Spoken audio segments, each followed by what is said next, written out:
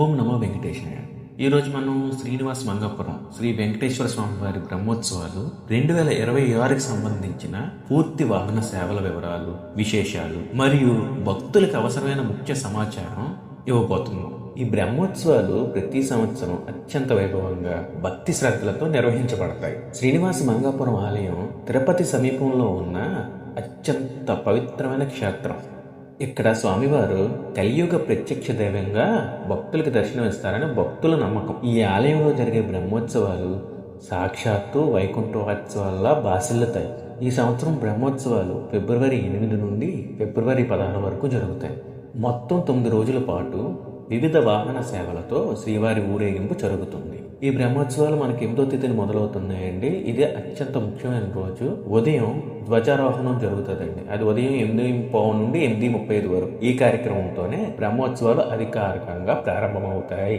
అదే రోజు రాత్రి పెద్దశేష వాహనంపై స్వామివారి దర్శనమిస్తారు. రెండో రోజు అంటే 9వ తేదీ అండి, ఉదయం చినశేష వాహనంపై, రాత్రి హంస వాహనంపై దర్శనమిస్తారు. హంసవాహనం అంటే మనకి వివేకానికి, పవిత్రతకు ప్రతీక అండి. అందుకే హంసవాహనంపై మనకి ఊరేగింపు అనేది జరుగుతుంది. ఇంకా 3వ రోజు 10వ తేదీ అండి, ఉదయం సింహవాహనంపై, రాత్రి ముత్యపు పందిరి వాహనంపై దర్శనమిస్తారండి. సింహవాహనంపై అంటే వాటి మనకి శక్తికి, ధైర్యానికి సంకేతం అండి. 4వ రోజు అంటే 11వ తేదీ ఉదయం కల్పవృక్ష వాహనంపై, రాత్రి సర్వభూపాల వాహనంపై స్వామి దర్శనమిస్తారండి. ఈ రోజు స్వామి రాజాదిరాజులా దర్శనమిస్తారు. 5వ రోజు అంటే 12వ తేదీ ఉదయం పల్లకి ఉత్సవం అంటే మోహిని అవతారంలో దర్శనమిస్తారండి. అదే రోజు రాత్రి గరుడ వాహనంపై దర్శనమిస్తారండి. ఇది బ్రహ్మోత్సవాల్లో అత్యంత ముఖ్యమైనది. 6వ రోజు 13వ తేదీ అండి. ఈ రోజు చాలా విశేషమైన రోజు. ఉదయం హనుమంత వాహనంపై, మధ్యాహ్నం వసంతోత్సవం జరుగుతుందండి. అంటే 2 నుంచి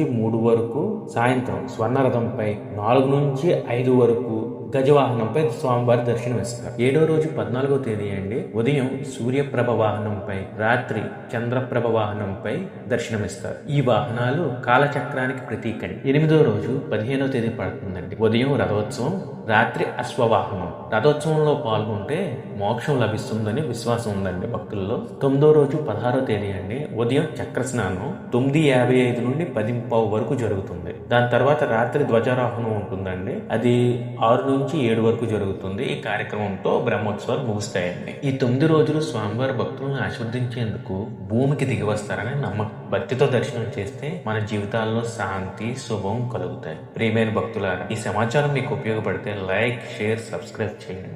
మరిన్ని అప్డేట్ కోసం మా ఛానల్ ఫాలో అవ్వండి. ఓం నమో వెంకటేశ.